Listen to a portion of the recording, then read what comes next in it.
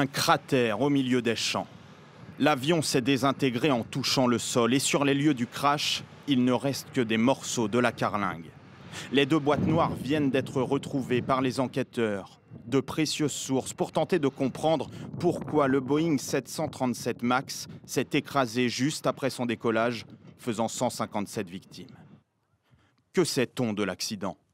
L'appareil avait décollé d'Addis Abeba hier matin. Les conditions météo étaient favorables. Mais 6 minutes après son décollage, le pilote expérimenté signale rapidement des difficultés et demande à faire demi-tour. L'avion semble décrocher puis reprendre de l'altitude avant de s'écraser. Tous les regards se tournent désormais vers l'appareil. Ce Boeing 737 MAX 8, version la plus récente du 737, l'avion de ligne le plus vendu au monde.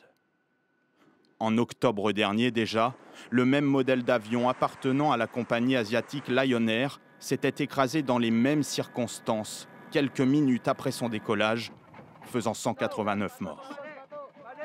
Quand on observe les premières informations disponibles, ça ressemble beaucoup. On est dans la même phase, on est dans le décollage. On a un pilote qui essaie de lutter contre son avion et qui en est conscient et qui annonce à la tour de contrôle qu'il a besoin de revenir se poser. Et une évolution, une vitesse, des changements d'altitude qui sont clairement pas cohérents par rapport à une montée.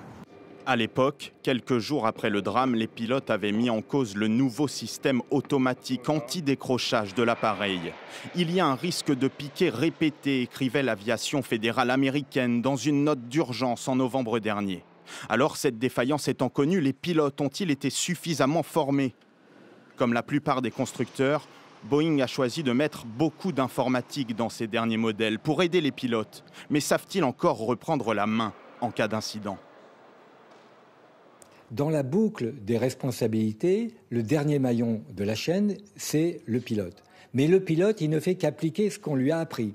Et si on ne lui a pas appris que ce nouveau système risquait de prendre la main si on ne le déconnectait pas, eh bien, on en arrive à ce résultat. La compagnie Ethiopian Airlines, mais aussi l'Indonésie et la Chine ont décidé de suspendre tous leurs vols de Boeing 737 MAX 8, des appareils qui ne sont pas utilisés par les compagnies françaises, selon la direction de l'aviation civile.